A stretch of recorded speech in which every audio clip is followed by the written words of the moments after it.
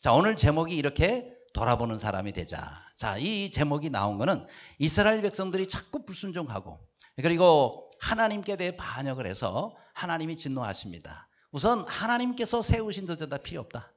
하나님도 필요 없다.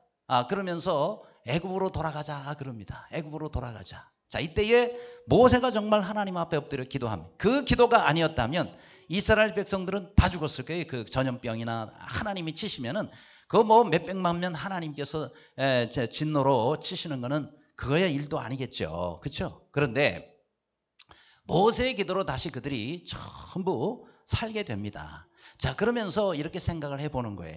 자, 돌아가자라는 것도 중요하지만은 더 중요한 것은 돌아보자라는 겁니다. 돌아가는 것도 중요하지만 돌아가기 전에 해야 할 일이 있어요. 내가 왜 돌아가야 되는지, 그렇죠? 내가 정말 돌아가야 하나님께서 기뻐하시는 일인지 그것을 한번 돌아봐야 되는 겁니다. 여러분, 어떤 일이 있을 때마다 뭐 다시 돌아가는 것도 좋고 다 좋지만은 항상 어떤 일을 결정하기 전에는 돌아보시기를 바랍니다. 내게 왜 이런 일이 있었지? 또 왜 이런 어려움이 생겼지? 또 왜 이런 건 이렇게 되지? 돌아봐야 되는 거예요. 왜요?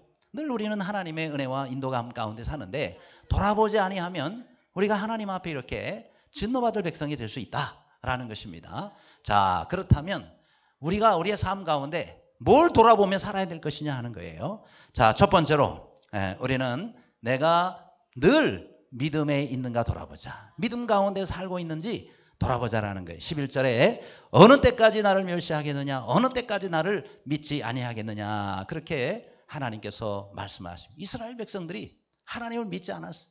하나님을 멸시했어요. 그래서 하나님의 진노가 임하게 됐다라는 것입니다. 그래서 갈렙의 믿음의 고백에 의해서 하나님께서 주신다고 그러지 않았습니까? 물론 그들이 우리보다 강할 것입니다. 그러나 하나님이 우리와 함께 하시지 않습니까? 하나님이 우리와 함께 하시면 우리는 반드시 이길 수 있습니다. 반드시 승리합니다. 이런 믿음의 고백을 여러분들은 아멘 하지만 그때 이스라엘 백성들은 아멘을 안 했어요. 그러면서 저놈 돌로 쳐 죽이자. 저놈 죽여야 된다. 그러면서 그 다음 장면이 돌로 쳐 죽이는 그런 모습에 이스라엘 백성들이 나오고 있습니다. 자, 이런 상황 가운데서 하나님께서 영광 가운데 그들에게 임재하십니다. 이런 영광 가운데 임재하실 때에 저들이 놀라는 거예요. 그래서 즉시 자기들의 돌을 내고 두려워 떨게 되는 이런 상황 가운데 있게 됐다는 거예요. 분명히 여기서 우리가 알아야 할 때 아무리 많은 사람들 그렇잖아요. 여호수아 갈렙 이 소수의 사람들을 빼놓고는요 다 이스라엘 백성들이 믿음 없는 행동을 하게 됩니다.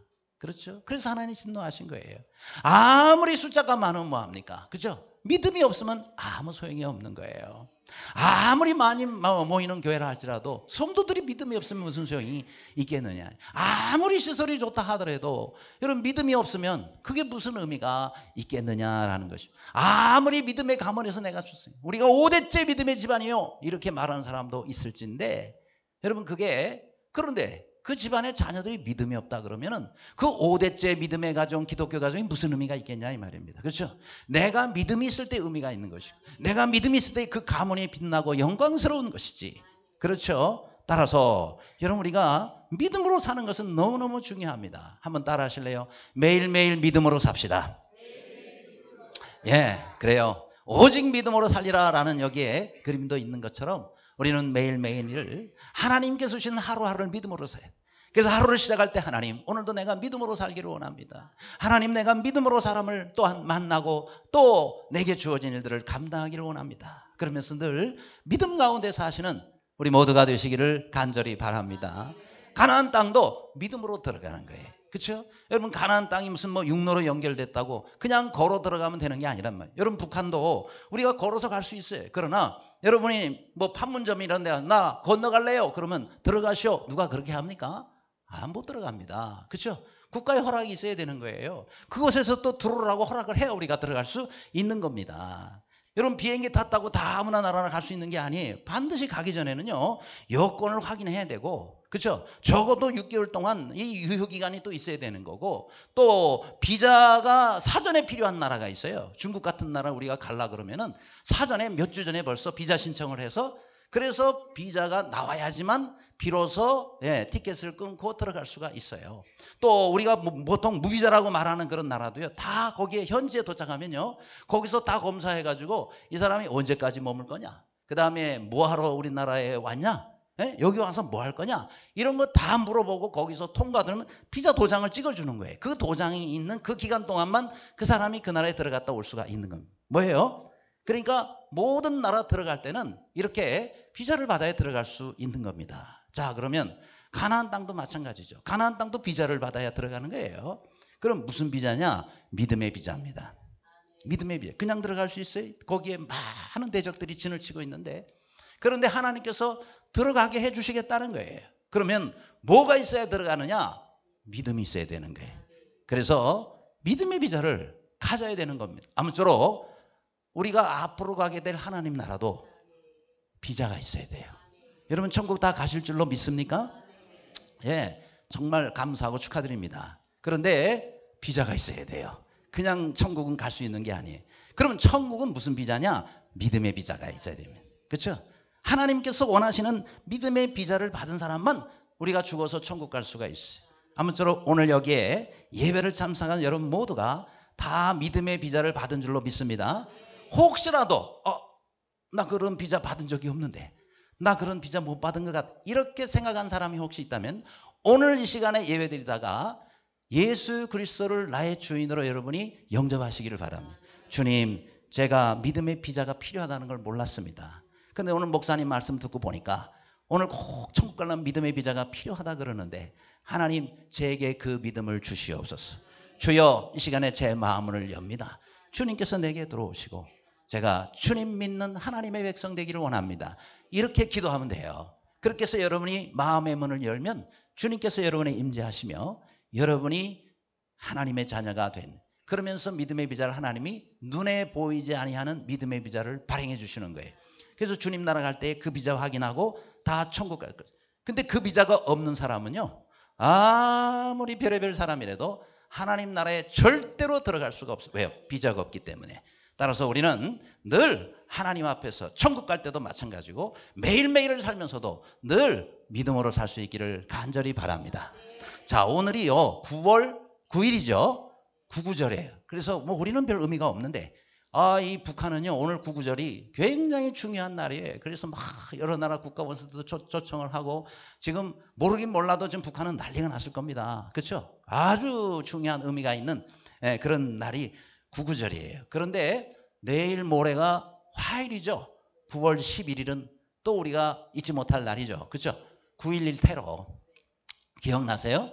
예, 우리 교회가 개척한 지 며칠 지나지 않아가지고 바로 2001년 9월 11일 날 저렇게 정말 세계 무역센터 쌍둥이 빌딩에 비행기가 자살 테러를 함으로 인해 가지고 두 건물이 무너지는 일이 그때에 있었습니다. 여러분 저기 지금 사진에 참 희미하게 보이긴 합니다만은 왼쪽에 있는 저 건물에 보면은 좀 점 같은 게 보일 거예요. 멀리서 보는 그 점이 아니라 그게 비행기입니다.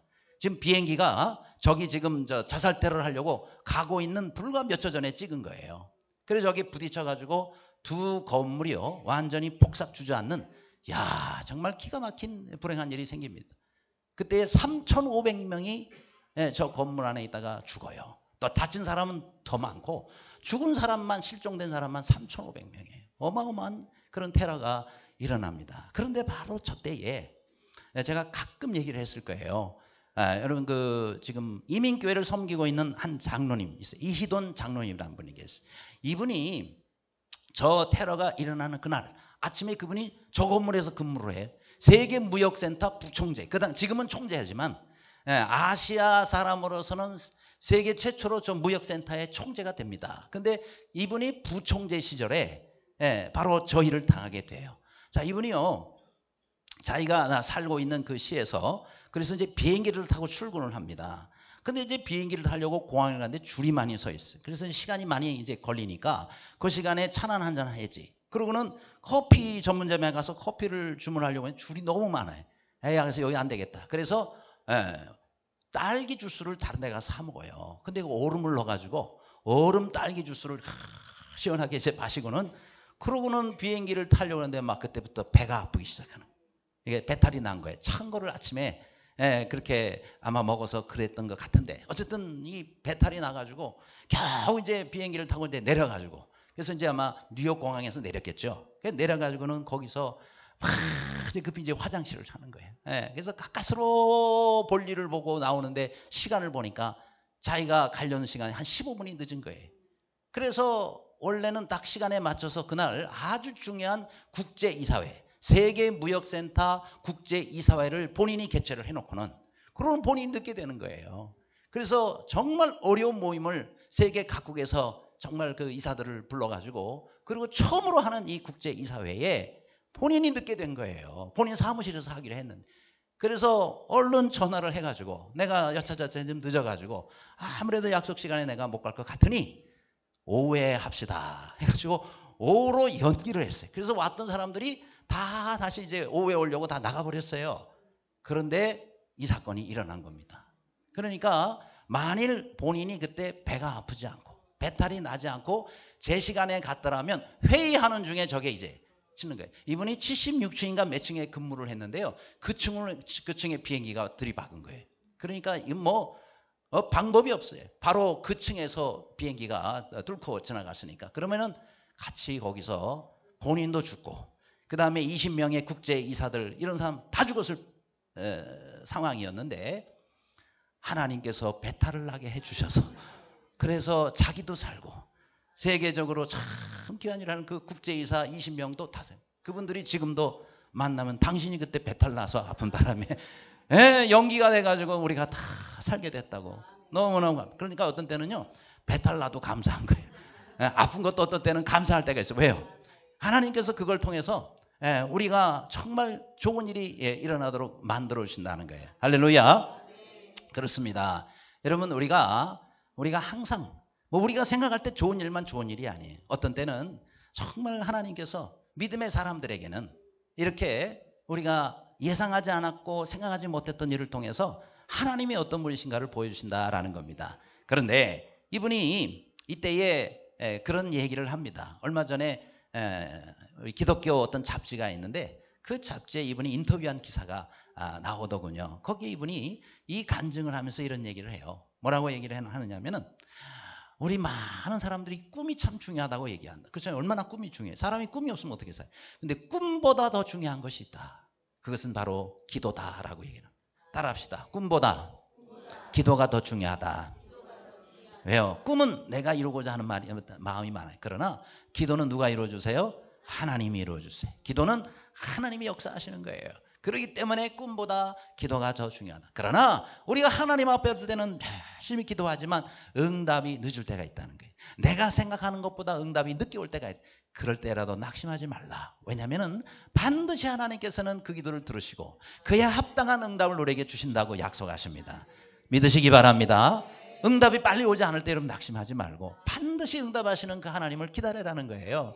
그리고 우리는 하나님 앞에서 믿음의 모험을 하라고 얘기를 합니다. 믿음의 모험을 하라. 뭐 그냥 늘 안 돼, 안 되니까 못해 이렇게 생각하지 말고 어떤 때는 믿음도 모험이 필요하다는 거예요.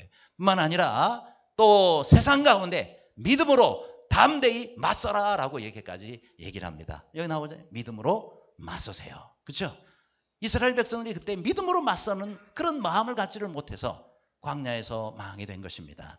어렵고 힘들고 내 능력으로 안 될지라도 어떤 때는 우리가 세상에 담대하게 믿음으로 맞서야 될 때가 있습니다. 그러면서 이분이 이렇게 얘기를 합니다. 우리 하나님 아버지는 참 좋으신 하나님이십니다. 정말 좋으신 아버지십니다. 아무쪼록 참 좋으신 우리 하나님 아버지를 의지하며 날마다 믿음으로 사는 모두가 되시기를 간절히 바랍니다. 두 번째로 우리가 또한 돌아봐야 될 것이 있어요. 그것은 내가 늘 영광 가운데 영광을 위해서 사는가 이것을 돌아보자 그랬어요. 우리 한번 15절 16절 다 같이 읽겠습니다. 시작. 이제 주께서 이 백성을 하나같이 죽이시면 주의 명성을 들은 여러 나라가 말하여 이르기를 여호와가 이 백성에게 주기로 맹세한 땅에 인도할 능력이 없었으므로 광야에서 죽였다 하리이다. 아멘. 자, 이스라엘 백성들이 정말 하나님의 진노를 받아 죽는 상황 가운데 처하게 됩니다. 한 사람 죽듯이 그 모든 200 몇십만 명의 사람들이 다 죽게 되는 상황이 됐을 때에 그때의 모세가 한 일이 뭐예요? 기도했다 그랬어요. 근데 기도를 어떻게 했느냐가 참 중요합니다. 저기에 보니까 이스라엘 백성들이 하나같이 이렇게 죽게 되면 뭐예요? 하나님께서 이스라엘 백성들을 인도할 능력이 없어서 광야에서 저들을 다 죽게 만들었다.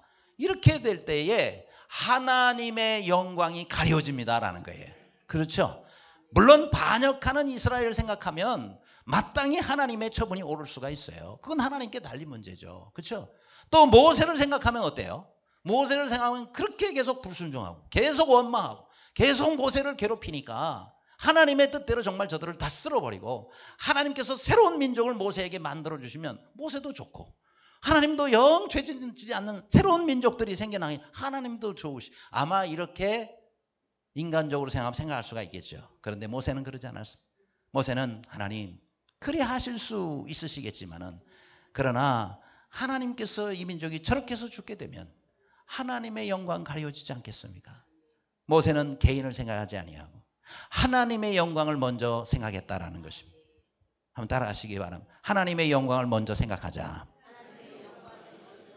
그래요. 모세가 기도한 것은 자기 개인이 아니에요. 하나님의 영광을 먼저 생각했다라는 이게 중요한 것입니다. 그래서 고린도서 10장 31절에도 그런즉 너희는 먹든지 마시든지 무엇을 하든지 하나님의 영광을 위하여 하라라고 말씀하고 있습니다.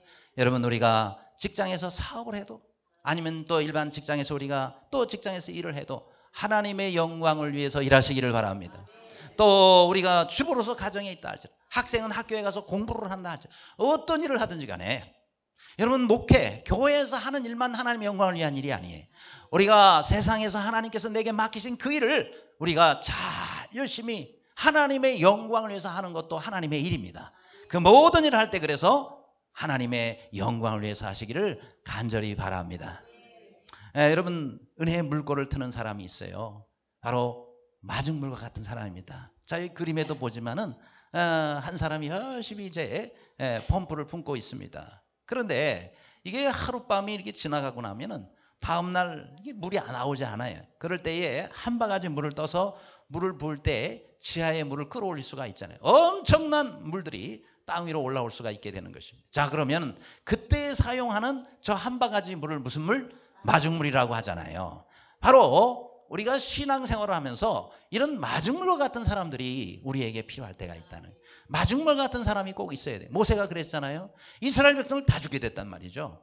그런데 모세는 하나님 앞에 기도합니다. 그 기도가 마중물 기도가 된 거예요. 하나님의 역사가 일어나서 그로 인하여서 이스라엘 백성 다 살리게 됩니다. 뿐만 아니라 여러분 에스더가 있지 않습니까? 이 에스더는 또 하만의 계략에 의해서 다른 나라에 가가지고 거기서 고생하면서 살고 있는 그 이스라엘 백성 다 죽게 됐단 말이죠. 그때의 에스더가 하나님 앞에 나아갑니다. 뭐라고요? 죽으면 죽으리다. 그렇죠? 죽으면 죽으리다. 그러면서 3일 동안 금식하고 기도해서 왕 앞에 나아갈 때에 하나님이 왕의 마음을 움직이셨단 말이에요. 그렇죠? 왕이 오라 그러지도 않았는데 왕비가 함부로 나가면 그건 죽는 거예요.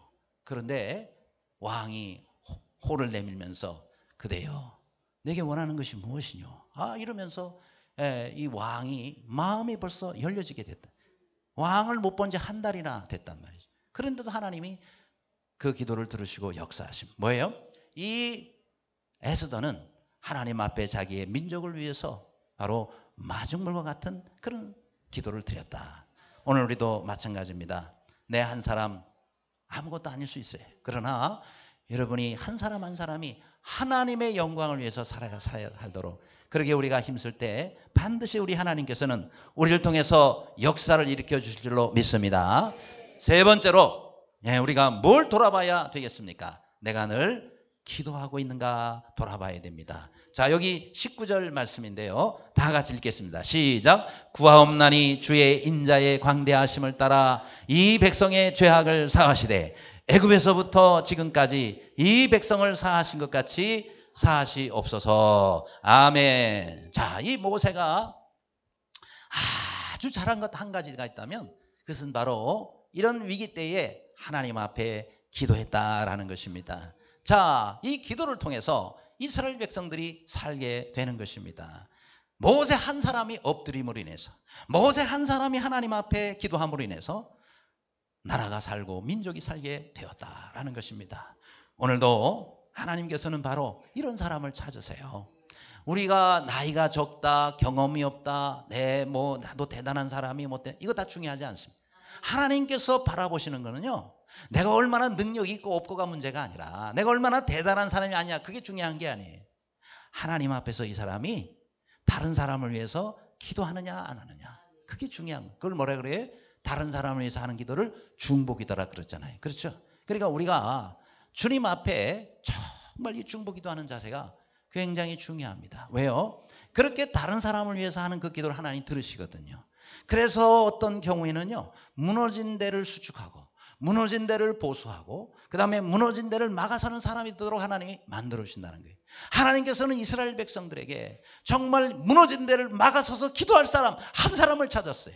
그런데 그 한 사람이 없어서 이스라엘은 망하게 되었다라는 거예요. 얼마나 불행합니까? 그렇죠? 여러분, 우리가 에스겔 22장 30절 그 다음 말씀을 보면 이렇게 다 같이 한번 읽어볼까요? 시작. 성 무너진 데를 막아서서 나로 하여금 멸하지 못하게 할 사람을 내가 그 가운데서 찾다가 찾지 못하였어. 뭐예요? 한 사람도 없더라는 거예요. 무너진 데를 막아서서 하나님 앞에 주여 이 민족을 긍휼히 여겨 주옵소서, 주여 이 민족을 살려주시옵소서, 이렇게 기도하는 사람 한 사람이 없었다는 거예요. 그래서 이스라엘 백성들이 멸망하게 된 겁니다. 오늘도 하나님께서 이런 사람을 찾는 거예요. 여러분, 성 무너진 데라는 곳에 나와 있는 이 부분을 원문으로 보면 페레츠라고 나와요. 무슨 뜻이냐면은 갈라졌다는 게, 틈새가 벌어졌다는 거예요. 그럼 틈새가 벌어질 정도로 갈라졌으면 밀면 넘어가는 거예요. 그러니까 지금 겉으로 보면 멀쩡한데 곧 무너질 수 있는 그런 담이라도 여러분 우리가 어떻게 하자는 거예요? 막아서야 된다는. 막아서서 기도할 사람. 여러분, 우리의 지금 나라, 우리 민족에도 여러 가지 무너진 그런 것들이 있잖아요. 그런 것을 위해서 여러분이 기도하시길. 문제점만 지적하지 말고, 저래서 돼? 아니, 저것도 되는 거야? 여러분, 우리가 이렇게 지적만 하지 말고요. 그랬으면 이제 그걸 가지고 기도의 제목으로 삼고 우리가 주님 앞에 나와서 하나님, 이 나라 이 민족 이런 부분이 부족합니다. 이런 부분이 좀 바뀌어졌으면 좋겠습니다. 하나님 도와주세요. 하나님 이 민족을 긍휼히 여겨주세요. 그 제목을 가지고 기도하시기를 바랍니다. 하나님은 기도하는 자를 찾는 거지 문제점을 지적하는 사람, 그런 사람을 찾는 게 아니다라는 것입니다. 이런 것을 여러분, 나라만 문제가 있는 게 아니죠. 그렇죠? 교회도 어디가 무너져 있는 곳이 있어요. 그 부분을 우리가 놓고 또 기도해야 되고, 우리 가정도 마찬가지. 가정에 무너진 데가 있어요. 자녀들 중에 무너진 데가 있단 말이죠. 그렇죠? 우리가 기도해야 될 거란 말이죠. 내 삶의 영역 가운데도 무너진 데가 있고, 우리 직장에도 무너져 있는 데가 있고, 내 일터에도 무너져 있는 데가 있을 수 있잖아요. 그러면 그런 것을 우리가 보고 안다면 어떻게 돼? 기도해야 된다는 거예요. 반드시. 여러분, 그 문제를 가지고 하나님, 여기가 무너져 있습니다. 하나님, 여기가 무너지려고 그럽니다. 주여 긍휼히 여겨 주옵시고, 주여 살려 주옵소서. 하나님이 고쳐주시면 고쳐지는 거예요. 하나님이 해결해 주시면 해결되는 겁니다. 하나님께서 해결 다 되는 거예요. 근데 왜 우리가 기도하지 않고 자꾸 문제점만, 그래서 되겠냐? 야, 네가 그따위로 돼가지고 뭔 인생을 산다. 그렇게 하지 말고 먼저 하나님 앞에 무릎 꿇고 하나님 하면서 여러분이 기도하시면 우리 하나님께서 어찌 은혜를 베풀지 않으시겠어요? 한 사람을 찾지 못해서 무너내는 이스라엘을 우리가 알아야 된다라는 것입니다. 여러분, 개미들을 가만히 보면은요, 참 별거 아닌 거예요. 잘 보이지도 않아요. 얼마나 조그만지. 근데요, 이 개미들이요, 그렇게 사회성이 발달해가지고 아주 팀워크를 이루어가지고 정말 기가 막힌 그런 활동을 하는 그 곤충이 바로 개미입니다. 성경에도 개미를 보고 배우라고 말씀하고 있지 않습니까? 개미가요, 안 좋은 병에 걸려가지고 죽게 되잖아요. 그러면은 가족들도 안 찾아간대. 개미 굴러도 안 간대요. 왜냐? 내가 이거 아파가지고 거기 가서 죽으면 이게 병이 퍼져가지고 다른 개미들 다 죽을 수 있으니까, 그래가지고 개미가요, 밖에서 혼자 죽는데요. 야, 참 개미들 대단해요. 그리고요, 개미들도 천적이 있잖아요. 천적이 많은 곳에서는요, 개미들도 보초를 세운대네요. 아니, 사람만 보초 쓰는 줄 알았는데 군대만 보초가 있는 게 아니에요. 개미들도 보초를 세운대. 그 보초 선 개미들은요, 천적들이 오면 무조건 싸워서 자기 목숨을 걸고 싸운다. 그래가지고 다 죽는데요. 그 보초선 개미들이 다 죽는데. 그런데도 불구하고 서가지고 그렇게 천적하고 싸운대. 그래서 자기 민족, 자기 족속들을 지킨다 이 말이죠. 야, 그러니까 개미가 대단한 희생정신을 가지고 있는 거 아니겠습니까?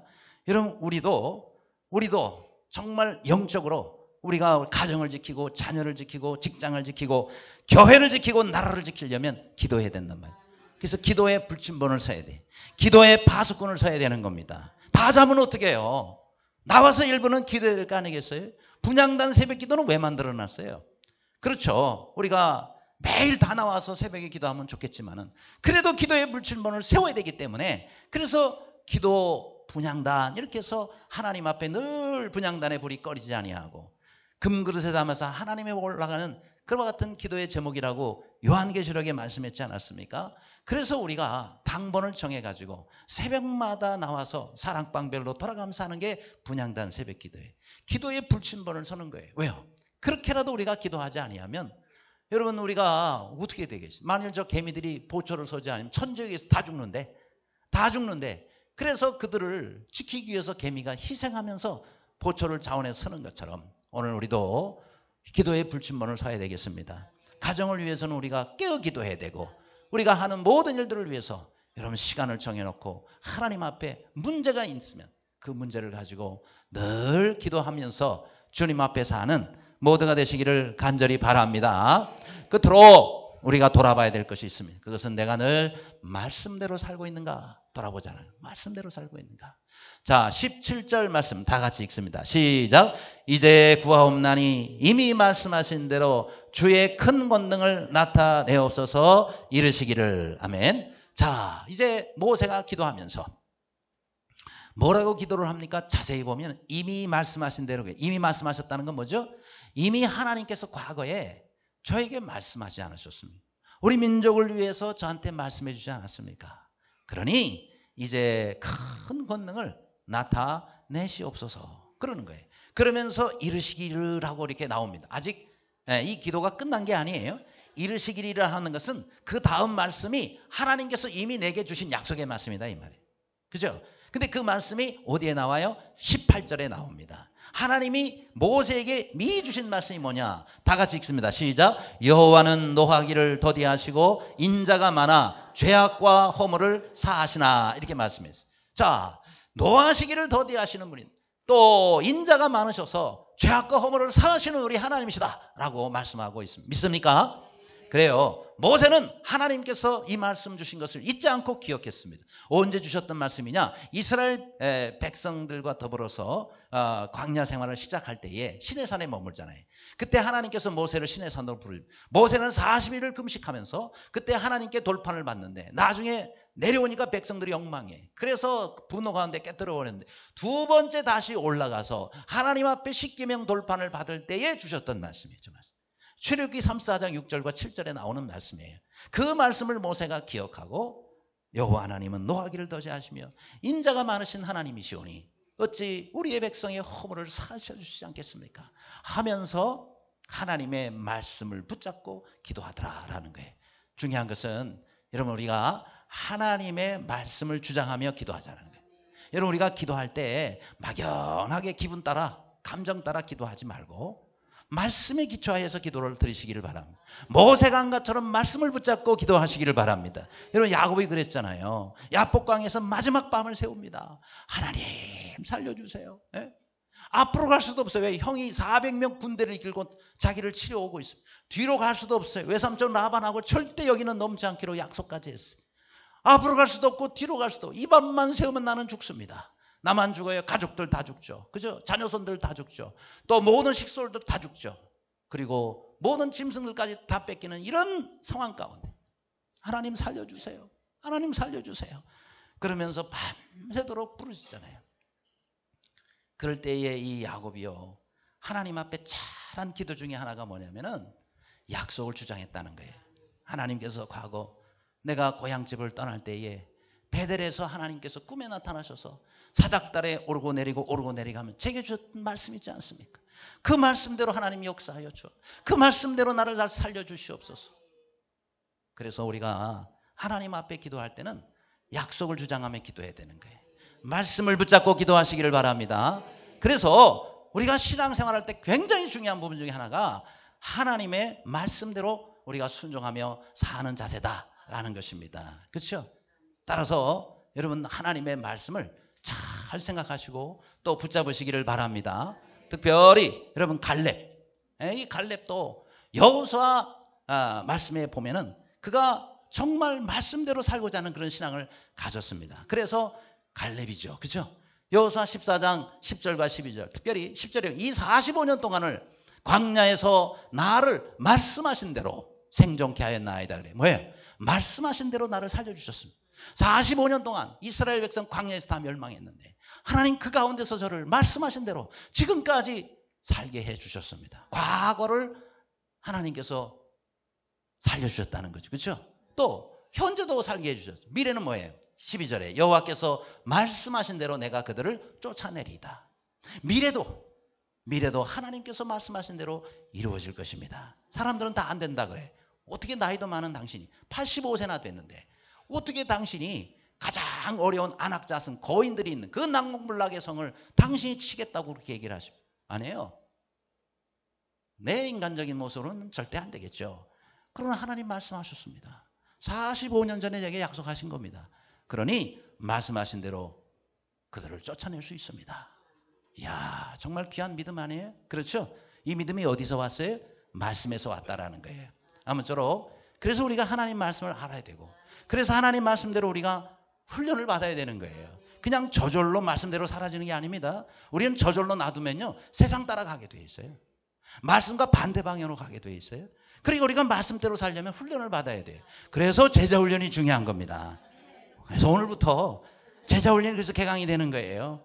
제자 훈련, 사역 훈련, 멘토 훈련. 좋은 말로 말씀드릴 때 꼭 이 제자 훈련 오늘 동참하시기를 바랍니다. 어제 제가 여러분에게 전화를 드렸어요. 그냥 하라고 그래서는 도저히 안 하실 것 같아가지고, 집사님 제 편지 받으셨나요? 그리고는 꼭 하시기를 바랍니다. 아유, 제가 그러면은 우리 순장님하고 같이 오세요. 또 남편하고 같이 오세요. 아내하고 같이 오세요. 그렇게 해서 같이 참여를 하는 거예요. 왜냐하면은 혼자 하는 게 또 쉽지가 않아요. 그래서 같이 가는 거죠. 그렇죠? 혼자 힘들면 같이 가면 또 쉽잖아요. 그래서 같이라도 그렇게 와라. 그래서 오늘 제자반에는 많은 분들이 참석하게 돼 있어요. 그런데 정말 우리 교회는요, 여러분 감사하셔야 돼요. 제자훈련 6개월밖에 안 하잖아요. 전에는 1년도 너무 힘들다 그래서 6개월로 줄여드렸잖아요. 그 할렐루야 감사. 여러분 선배들은요 다 1년씩 했어요. 근데 6개월에는 얼마나 감사해요. 그런데도 안 하려고 그러면 잘 들어보세요. 지난번에 제가 6월 달에 인도네시아 다녀왔죠. 인도네시아 메단에 갔는데 그 메단에 아주 귀한 선교사님이 또 한 분 계세요. 박철수 선교사님이라는 분인데, 이 선교사님이 말이죠, 저를 또 커피를 대접하고 또 밥을 사주시고 그렇게 해서 참 귀한 교제 시간을 가졌어요. 근데 그 선교사님이 한국의 저 명일동에 있는 모 교회에 파송받으신 선교사님이에요. 근데 이 선교사님이 이렇게 본인의 간증을 하는데 그 교회도요 멘토링 하는 교회예요. 전국적으로 멘토링으로 유명한 교회가 2교회가 있는데 우리 교회하고 그 교회예요. 그런데 그 교회의 목사님은 보통 분이 아니에요. 저도 보통 사람은 아닙니다만은 우리 그 목사님은 더 보통 사람이 아니에요. 그 목사님은요 제자 훈련을 무려 5년을 시킨답니다. 5년. 이야, 5개월이 아니에요. 5년이에요. 근데 그 박철수 선교사님 자기가 5년 받았대요. 자기도 처음에 평신도로 그 교회 가가지고 그 목사님한테 붙잡혀가지고 그렇게 해서 5년 동안을 다 제자 훈련을 받고는, 그리고는 신학교 가고, 그리고는 파송받아서 선교사로 왔다는 거예요. 그래서 제가 어떻게 하냐 그러니까 다 얘기를 해주시더라고요. 여러분, 저 그 얘기 듣고 은혜를 많이 받았어요. 내년부터는요, 혹시 몰라요. 제 마음이 지금 반반이에요. 야, 이 내년부터는 이거 내가 제자 훈련 6개월 주는 게 굉장히 잘못했는가 보다. 5년 해야지 저렇게 참 은혜로운 성도들이 되는구나. 그래가지고 내년부터는요 5년 할지도 몰라요. 혹시 5년. 그러니까 저쪽에 있는 분들은 머리를 흔들어요. 주여 그런 일이 안 일어나기를 제발. 그래요 여러분, 그런 일이 안 일어나기를 저도 바라고요. 그러니까 올해 하시라 이 말이에요. 내년으로 미루시면은 내년에 아주 그냥 작은 거 피하려다가 더 큰 거 얻어맞아요. 그죠? 혹 되려다가 호 하나 더 붙일 수 있단 말이에요. 그러니까 좋은 말로 말씀드릴 때 올해에 그동안 안 하신 분들은 도망 다니시던 분들 있잖아요. 꼭 제가 뭐 황모 집사님이라고 말씀은 안 드리겠지만 10년을 도망 다니시다가 제자훈련 들어오셨단 말이에요. 그래가지고 제자반 반장, 사역반 반장, 얼마나 참 귀한 순장님이 되셨습니까? 그러니까 10년째, 17년째 도망 다니시는 분들은 아무튼 이번 기회에 5년으로 댐턴이 썩 있잖아요. 그래서 오늘 꼭 참여하시기를 주님의 이름으로 축원합니다. 예. 여러분 저 몇 주 전에 우리 교회 방문하신 목사님 한 분이 계세요. 제 친구 목사님인데 미국에 제가 남가사랑에 사역을 할 때 저하고 같이 부교육자를 한 목사님인데 이분이 공부를 많이 하시고 참 공부를 잘하세요. 그래가지고 미국의 유명한 그 대학원에 신학대학원에 구약학 박사가 되셔가지고 그래서 지금 한국의 모 신학대학원에 거기에 구약학 교수로 계셨어요. 근데 몇 주 전에 방학 때니까 우리 교회에 예배드리러 오셨었습니다. 제가 저와 같이 이제 일종의 식사도 했었고요. 근데 그 목사님이 저에게 최근에 책을 한 권 썼다고 책 한 권 선물을 주셨어요. 그래서 이제 그 책을 이번 주에 읽다가 거기에 나온 내용이 있나요? 본인이 필라델피아에 가서 거기에 어느 교회에 한인교회에 사역을 하는데 거기 목사님 본인한테 한 부부 그러니까 부부 남편과 아내를 양육을 하라고 맡겨주셨대요. 그래서 이제 양육을 하는데 신학 박사가 양육을 하니 얼마나 신학적으로 그렇게 깊이 있게 가르쳤겠어요. 그런데 본인 말로는 전혀 변화가 안 되더래요.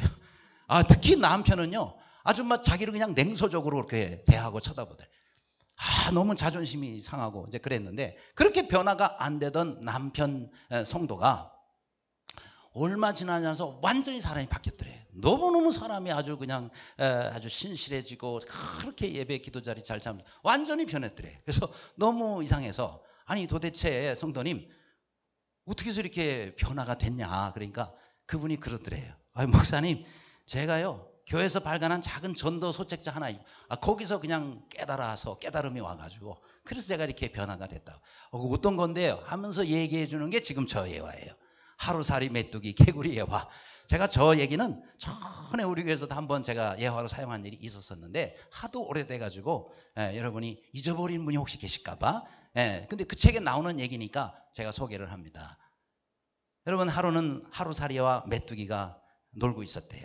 이제 태가 뉘어지니까 메뚜기가 하루살이한테 얘기하는 거야. 야 하루살이야 해도 지고 그랬으니까 우리 그만 집에 가 쉬고 내일 놀자 그랬대. 그랬더니 하루살이가 뭐라 그랬게요? 내일이 뭔데 그러더래요. 하루살이에 내일이 없단 말이에요. 내일이 뭔데 그러더라고요. 그래서 이 메뚜기가 할 수 없구나. 그러고는 그 다음 날 일어나가 또 놀다 보니 심심하잖아요. 그래가지고 개구리를 사겠대. 그래서 개구리하고 또 한참을 이제 놉니다. 그런데 이제 날씨가 추워지는 거예요. 겨울이 온 것 같아. 그래서 개구리가 메뚜기한테 야 날도 추워지고 겨울이 오는 것 같아.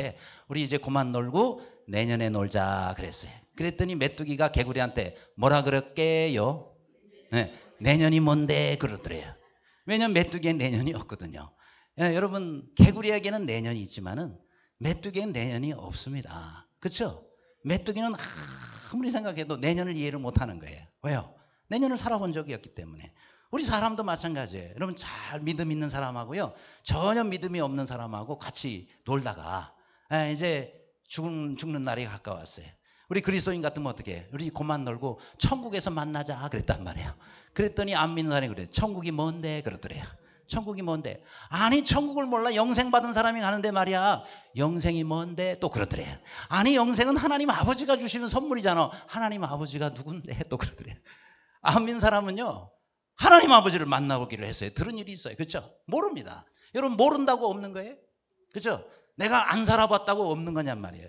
내가 안 살아봤다고 내일이 없고 내가 안 살아봤다고 내년이 없는 거예요? 아니죠. 내가 안 살아봤다고 천국이 없는 거냔 말이에요. 내 눈에 안 보인다고 없는 거냔 말이에요. 아니에요. 있는데 내가 모를 뿐이에요. 그렇다면 우리는 하나님이 어떤 분이신지 알아야 될 거 아니에요. 하나님께서 뭐라고 말씀하시고 온 우주를 말씀으로 오신 하나님께서 뭐라고 말씀하셨는지를 알아야 될 거 아니에요. 그래서 제자훈련 받아야 된다 이 말이에요. 아셨죠? 그래서 우리가 제자훈련을 받으면서 성경이 이렇구나. 천국이라는 게 이런 거구나. 이야 상급이라는 게 이런 거구나. 우리 자세가 달라요. 아까 그 집사님 확 변화된 것처럼 저 예화 듣고요. 그 목사님 굉장히 자존심 상했어요. 다음 주에 우리 교회 오십니다. 그 목사님이 다음 주일날 우리 교회 오세요. 예, 근데 그 목사님이 야 신학 박사가 한 얘기는 하나도 도움이 안 되고 그 전도대자 작은 거 하나에 이 사람 변해. 야 너무 겸손해질 수밖에 없는 거예요. 그래요. 여러분 우리 사람은 알아야 됩니다. 특별히 우리 하나님에 대해서 말씀에 대해서 알아야 돼요. 그렇게 내가 깨달을 때 변화가 일어나는 거예요. 깨달을 때 하나님 앞에서 우리가 달라지는 거예요. 그런 은혜와 삶이 되기를 주님의 이름으로 축원합니다. 기도하겠습니다.